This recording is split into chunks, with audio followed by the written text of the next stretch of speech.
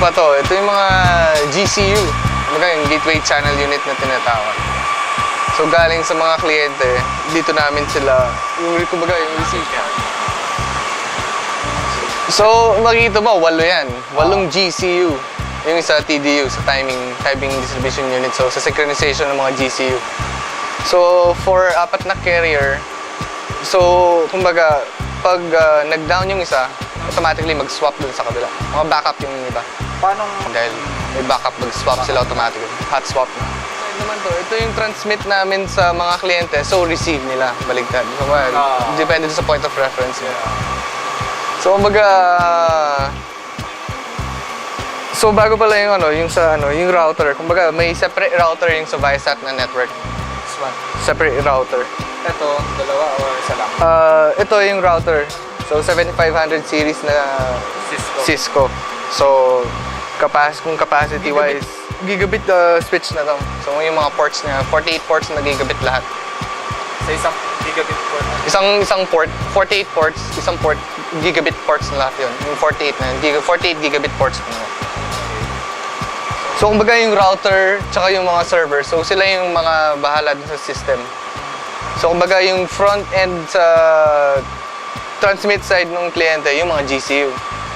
So, pag sa receive naman ng mga kliyente, itong, bale ito, yung IP encapsulator. IP encapsulator. So, di ba, puro mga antenna sa labas, yung 9.3. So, Satellite dish. Oo, yung satellite dish. So, kumbaga, ito na yung,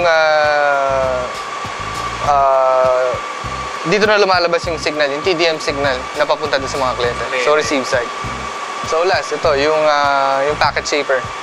Yun pala yung packet. So, kung may yung packet shaper, so, ito lang yung, kumbaga, packet shaper sa pang-limit ng bandwidth ng kliyente. Doon sa receive ng kliyente. So, kumbaga sa download.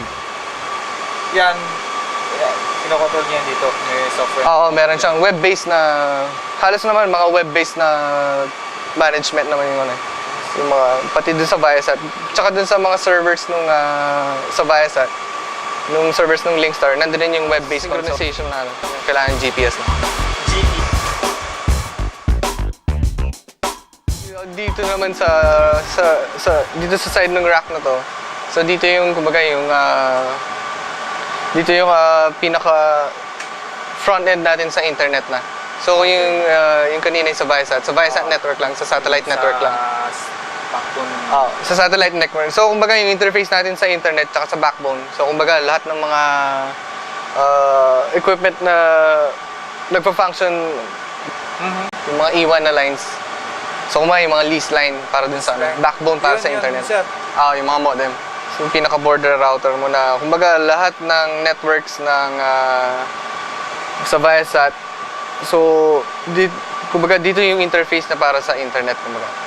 So, kumbaga, anything na nanggaling sa network ng CBCP, so ito yung router na nagpa-function na para palabas sa internet. Pagkatapos ng router, nandito na yung mga firewalls. Yan. So, yung dalawang firewall. Firewall server yun. Yung dalawang firewall na server. Anong to, sir? So, kumbaga, ito yung mga bakanting space para sa SCSI drives niya. Okay. So, currently may dalawang 72 gig na SCSI hard drives. Paki-zoom in kung gaano kalaki. It's 72.8 gigabytes SCSI hard drive na ano. So, dalawa sila, kumbaga, dalawa. Parang backup na rin. Backup yung isang. So, kumbaga, hot swap din sila. So, kung ano. Mas hindi mo napapatayin? Hindi na. So, plug ka lang ng plug ng mga. Okay. So, yung dalawang firewall na... Ito yung dalawang firewall, kumbaga, ito yung parang nagpo-protect din sa network sa loob. Sa loob ng, kumbaga, sa CBCP network na ano. So, yung... dun sa filtering naman, dun sa web filtering habang... so, for filtering pag sa web browsing. So, yung blue coat. This one? Yeah. So, ito yung blue coat. Ito yung nagpo-provide ng web filtering. So, kumbaga, naka-interface siya dun sa mga firewall. Para kumbaga, meron siyang web-based na management din. Web-based interface na para doon sa management niya. So, kumbaga, naka-interface sila in such a way na automatically. So, kumbaga, kung para yung web traffic na nanggagaling o papasok dun sa mga kliyente. So, kumbaga, yung para dun sa kliyente. So, finifilter pornographic na sites. So, kumbaga, ano yan, parang ano na yan, hindi yung mag-filter. Mas, So, yung mga tatlong ito, so, dito na naka-host yung merong dedicated na web server yung para sa CBCP. So, yung isa dito, yung isang web server.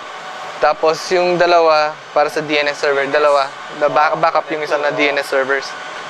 So, dito, ito yung mga servers na, yung isa, yung web server na dito naka-host yung website ng CBCP.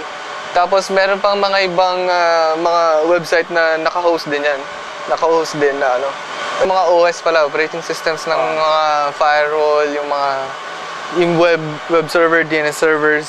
So yung mga web tsaka DNS servers, mga naka-Linux sila, yung operating system nila. So, recently, nag-upgrade kami ng mga operating system ng mga firewall. So, FreeBSD na yung